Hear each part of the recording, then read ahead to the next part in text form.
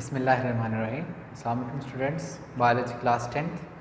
हमने new chapter start किया था केमिकल कोऑर्डिनेशन।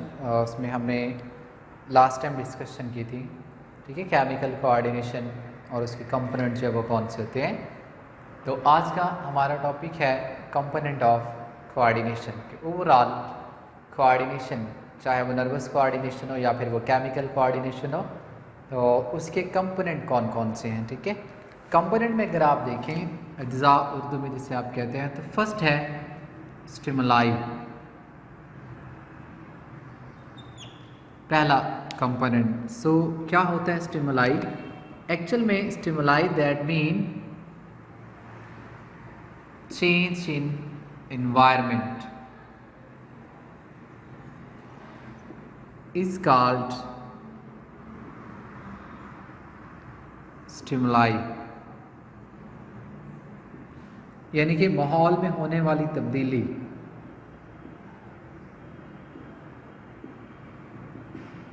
माहौल में होने वाली तब्दीली उसे हम कहते हैं स्टिमुलाई। लेकिन ये इस हद तक तब्दीली हो कि जानदार उसको रिस्पॉन्स करे, ठीक है, उसे फिर आप कहेंगे कि ये स्टिमुलाई है। फॉर एग्जांपल आप देखें वॉइस, किसी ने आपको आवाज़ दी, साउंड लाइक गाड़ी का हॉर्न, उसके बाद देखें लाइट, रोशनी, ठीक है, फिर आपके पास टेम्परेचर, दर्जा हरारत है, वाटर भी आप लगा सकते हैं, ठीक है, ये सारे क्या हैं? स्टिमुलाई है। Water in case of rain, देखिए बारिश हो रही है, अब आप चाहते हैं कि आप भीगना नहीं चाहते, तो आप भाग के किसी ऐसी जगह पे जाते हैं जहाँ पे बारिश का पानी नहीं आ रहा, तो इस केस में वो स्टिमुलाई है। रोशनी अगर आप देखें, लेट्स सपोज आप जा रहे हैं तो सामने से एकदम से जैसे गाड़ी की लाइटें आपकी आंखों में पड़ती हैं, तो वो भी स्टिमुलाई है। या आप जा रहे हैं, पीछे से कोई आपको आवाज़ देता है, आप मुड़कर उसकी तरफ देखते हैं, तो ये भी स्टिमुलाई है। उस आवाज़ जो है वो भी स्टिमुलाई। साउंड एक्चुअली में नॉन लिविंग जो होते हैं उनकी आवाज़ को कहते हैं, यानी आप जा रहे हैं, पीछे से हॉर्न बजाता है कोई भी, तो आप साइड पे हो जाते हैं, तो वो हॉर्न की आवाज़ साउंड है और वो एक स्टिमुलाई है, ठीक है। फिर आपने इसको रिस्पॉन्स दिया। अब देखिए ये तो थे स्टिमुलाई, और मैंने जितनी एग्जांपल दी ये एक्सटर्नल स्टिमुलाई है। इसके अलावा आप देखें देयर में भी इंटरनल स्टिमुलाई,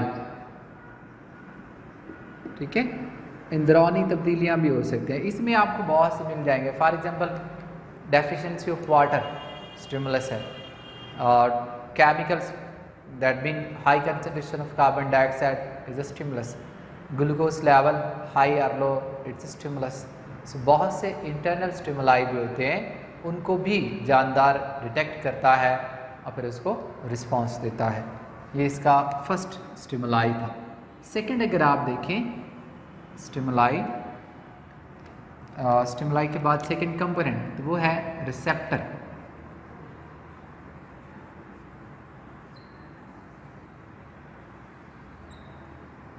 रिसेप्टर एक्चुअल में होता है कि एनी सेल्स, टिश्यूज और organ which receive or detect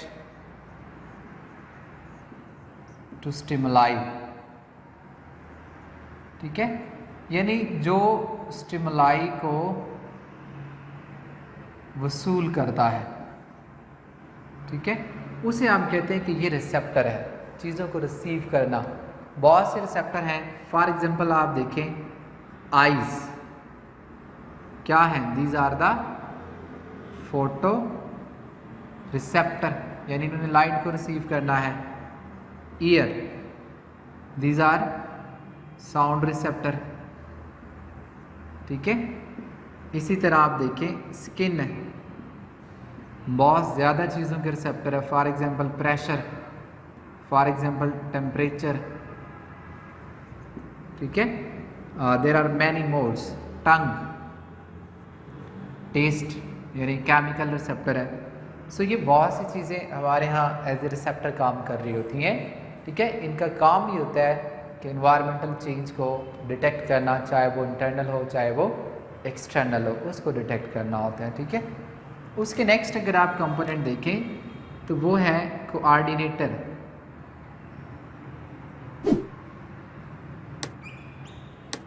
coordinator actual में क्या करता है?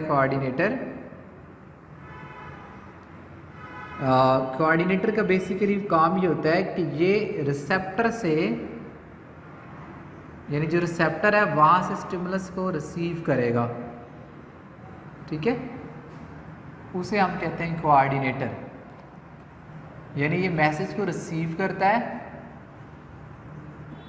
उसके बाद एनालाइज करता है और देन कोई ना कोई ऑर्डर वो ये भेजता है, ठीक है। तो बेसिकली कोऑर्डिनेटर हमारा सबसे मेन हिस्सा है। तो ये काम कर रहे होते हैं मैसेज को लेना, उसको एनालाइज करना, फिर इसका रिप्लाई करना कि क्या उसको बेस्ट ऑप्शन क्या हो सकती वो। अब हमारी बॉडी के अंदर जो कोऑर्डिनेटर हैं उसमें नंबर 1 ब्रेन और then spinal cord, both are the component of nervous coordination. ये हमारे पास क्या करते हैं? एज ए कोऑर्डिनेटर काम कर रहे होते हैं, ठीक है। नेक्स्ट हमारे पास है effector, next component. Effector actual में जो रिस्पॉन्स प्रोड्यूस करते हैं, ठीक है, which will give response.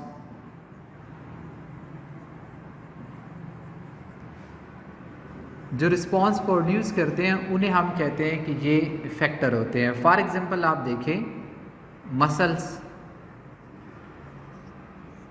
Effector है, ठीक है। इन्होंने कोऑर्डिनेटर से मैसेज लेना है और फिर रिस्पॉन्स प्रोड्यूस करना है, ठीक है। इसी तरह आपके पास देयर मे बी ग्लैंड्स, ये भी हो सकते हैं। फिर आप देखेंगे तो बोन्स भी हो सकते हैं, हड्डियाँ। मतलब जो रिस्पॉन्स प्रोड्यूस कर रही है ना वो चीज़ हमारे पास क्या होगी? इफेक्टर होगी, ठीक है। लास्ट इसका कंपोनेंट है रिस्पॉन्स। रिस्पॉन्स एक्चुअल में हम कहते हैं it is an act perform by effector, कि इफेक्टर ने जो काम किया है वो आपके पास क्या है? रिस्पॉन्स है, ठीक है। फॉर एग्जांपल आप देखें कि क्या होता है कि आपके हैंड पे कोई भी हॉट चीज़ जो है ना वो टच की है, किसी गर्म चीज़ को आपने हाथ लगा लिया, आप उस हाथ को फ़ौरन से पीछे खींच लेते हैं। अब मसल्स और बोन्स ने मिलकर आपका हाथ पीछे खींचा है। हाथ का पीछे खींचना एक्चुअल में रिस्पॉन्स है, ठीक है। तो ये होता है रिस्पॉन्स। ये मेजर आपका लास्ट जो है वो इसका कंपोनेंट था जो कि रिस्पॉन्स में आता है, ठीक है। अब अगर ये सारा मैं आपको डायग्रामेटिकली समझा दूँ, ठीक है, इसमें आप देखिएगा कि ये आपके पास आगे स्टिमुलाई, या सिंगुलर आप ले लें स्टिमुलस। स्टिमुलस आया इन्वायरमेंट के अंदर, उसको रिसीव किया रिसेप्टर ने, कुछ भी है, स्किन है, आइज़ है, ईयर है। रिसेप्टर ने रिसीव करने के बाद मैसेज की फॉर्म में भेज दिया उसको कोऑर्डिनेटर के पास।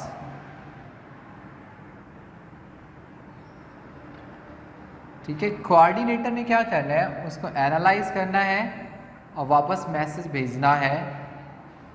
कहाँ भेजना है मैसेज? वापस है इफेक्टर को, ठीक है। इफेक्टर ने इसको रिस्पॉन्स देना है। So that mean any act which will be done by the effector is called as a response. तो इस तरह ये सारा प्रोसेस जो है वो काम कर रहा होता है। यानी कि आपके पास क्या होगा? स्टिमुलाई, उसको रिसेप्टर रिसीव करेगा, कोऑर्डिनेटर के पास भेजेगा, कोऑर्डिनेटर जो है वो क्या करेगा? उसको एनालाइज करेगा, फिर इफेक्टर की तरफ मैसेज भेजेगा, इफेक्टर आगे से रिस्पॉन्स प्रोड्यूस करवाएंगे। इसमें आप कोई भी आप स्टिमुलस लगा लें, लाइक जितनी भी एग्जांपल मैंने बताई थी, टेम्परेचर, लाइट, एनीथिंग। रिसेप्टर में आप स्किन को लगा सकते हैं, आइज़ को लगा सकते हैं, ये आपके सारे रिसेप्टर हैं। यहाँ आप देखें तो brain and spinal cord. Effector में आप मसल्स को लगा लें और मूवमेंट जो है वो आपका रिस्पॉन्स है। ठीक है, इस अंदाज में आपका जो सिस्टम है वो सारा कोऑर्डिनेशन वाला वो काम कर रहा होता है। अब आप देखें, फॉर एग्जांपल आप ले लें, फॉर एग्जांपल आप देखें, आप रोड पे जा रहे हैं, आपने कोई साउंड सुना। अब वो साउंड क्या है, वो है स्टिमुलाई। आपने उसको सुना किससे? ईयर से। ये रिसेप्टर है, इससे आपने सुना। अब ये ईयर है ना, इसके पास खास किस्म के सेल्स होते हैं जिन्हें हम कहते हैं नर्व्स या न्यूरॉन। अगला हमारा टॉपिक ये है, इस न्यूरॉन ने मैसेज जनरेट किया। क्या किया? मैसेज इसने जनरेट किया। मैसेज जनरेट करने के बाद इसने भेजा कोऑर्डिनेटर के पास। ठीक है, यहाँ कोऑर्डिनेटर डायरेक्ट ब्रेन होगा, क्योंकि कुछ ऐसी नर्व्स होती हैं जिसे आप करेनियल नर्व्स कहते हैं, वो ब्रेन से ओरिजिनेट होती हैं, तो ज़्यादातर पे कुछ मैसेज वहाँ से भी सीधे जा सकते हैं। कोऑर्डिनेटर ब्रेन ने क्या किया? कोऑर्डिनेटर ने डिटेक्ट किया कि ये कुछ साउंड है, साउंड वेव्स, क्योंकि ईयर से आ रही है तो डेफिनेटली साउंड वेव्स ही होंगी।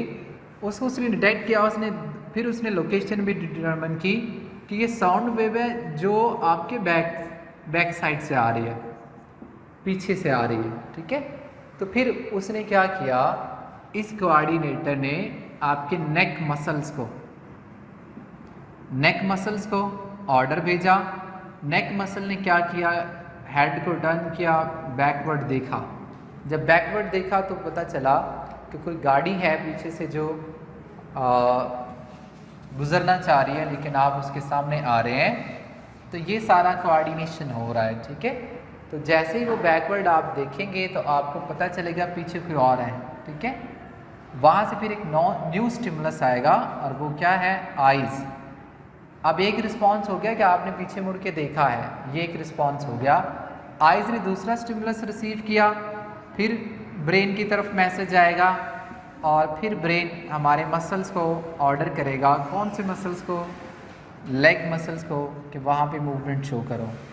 ठीक है, वो मूवमेंट शो होगी तो उस मूवमेंट में ये होगा कि आपको रास्ता जो है वो देना पड़ेगा। ठीक है, सो बेटा ये आज का हमारा टॉपिक था, component of coordination. It's a very important as a short as well as a long. MCQs के लिए भी इंपॉर्टेंट है। ठीक है, सो आपने इसको पढ़ना है, अच्छे से याद करना है। तब तक के लिए अल्लाह हाफ़िज़।